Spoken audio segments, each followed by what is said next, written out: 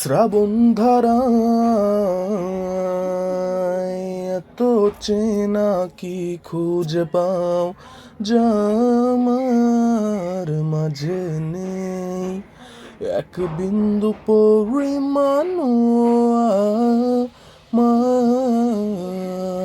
সরল রেখার চিন্তাধারায় আড়াআড়ি করে দাগ কাটো কেন নাকি কাঁদিয়ে আমাকে সেই চোখের জলে ভেজো।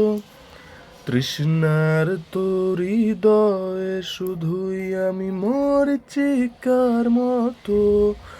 তবে তাই যদি হয় করি না কো ভয়, জানি আধার রাত ঘনিয়ে হবে সূর্যোদয়।